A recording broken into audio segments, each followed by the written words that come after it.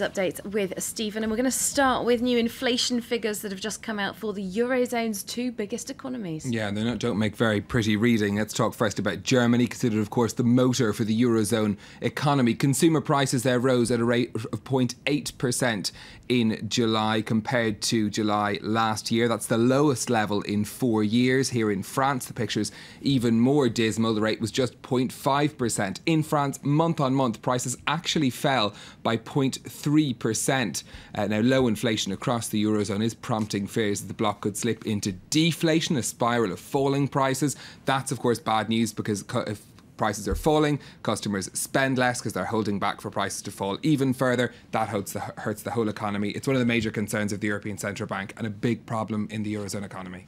And is that having an impact on trading on the markets today? Not so far in what we've seen. In fact, most of the major European markets have opened up in positive territory. The CAC 40 in Paris, as you can see, up 0.6%. The Frankfurt DAX also recovering yesterday after the falls we saw of 1.2% in trading yesterday. Just London's FTSE dipping into the red there a couple of minutes after the open. Over in Asia, a fairly mixed picture across the markets, as you can see. The Nikkei in Tokyo up by 0.3%. But in China, new figures showed industrial production and consumer spending. The rate of growth in those areas actually fell in July.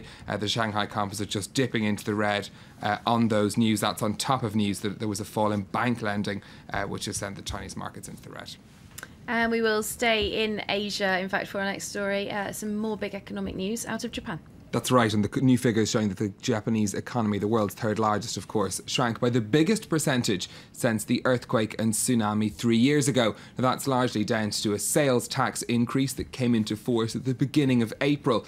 But this sharp fall in growth is going to put more pressure on the economic policies of Prime Minister Shinzo Abe, as William Hildebrandt now explains. The numbers are in and they don't look encouraging. Japan's economy took its biggest hit since 2011, when the country was devastated by an earthquake and tsunami. A steep decline of 1.7% after 2 previous quarters of growth.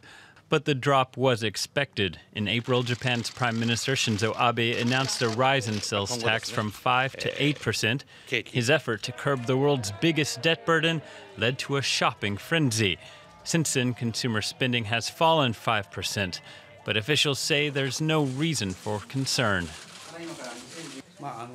I think it's important to look at the economic trend as a whole and not be carried away with the fluctuations of a spike due to last-minute demand and the subsequent reactionary downturn which the increase in sales tax brought about. The International Monetary Fund has endorsed Abe's economic policy known as Abenomics. It expects Japan will see a recovery in the second half of the year. Business investment was better than expected and exports are forecast to grow. Under Abenomics, Tokyo's Nikkei stock market hit record highs. In 2013, it rose 57%. But the IMF says more must be done in the way of structural reforms, such as loosening the labor market and easing regulation on various sectors.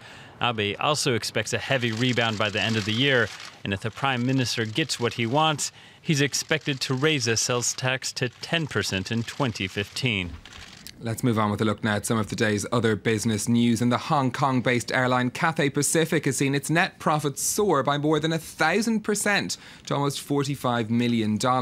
These figures for the first half of 2014 were driven by strong demand for its long-haul flights. Cathay's warned, though, that it's suffering from increased competition from low-cost carriers in Asia, as well as high fuel prices. Sony says it's sold 10 million PlayStation 4 consoles since its launch last November. That puts it well ahead of its rival, Microsoft's Xbox One, which was released around the same time. In April, Microsoft said it had sold just 5 million units of the Xbox One.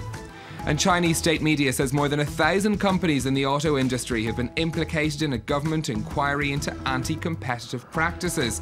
It's not clear how many of those firms are foreign-owned, but the authorities have already announced that Audi and Chrysler will face sanctions. General Motors is the latest firm to announce that it's under investigation in China. Right, finally now, do you like to have a bit of an after-work drink from time to time? For us here on Live from Paris, that usually means a cup of tea rather than anything stronger.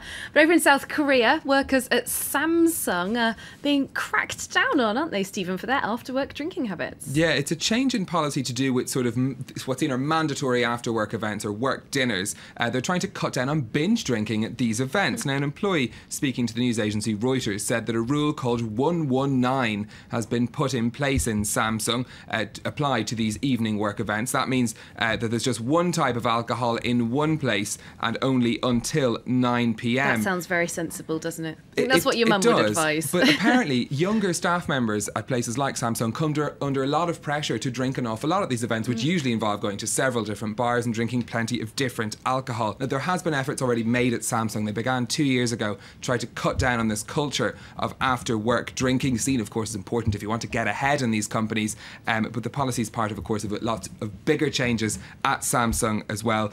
This after they saw their earnings drop sharply in the second quarter of this year. Right, well, let's see if they jump back up again after these new policies come in. Thanks very much, Stephen Carroll there, with a look through the business news.